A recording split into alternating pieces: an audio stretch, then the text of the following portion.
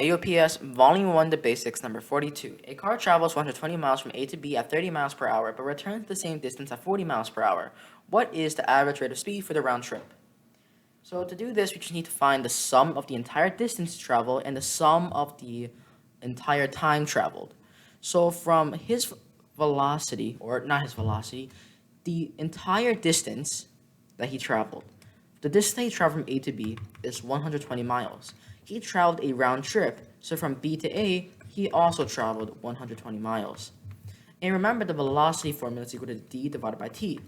So the entire distance he traveled divided by the entire time that he took to travel that distance will be the average velocity. So the entire distance will be 2 times 120, which is 240 miles.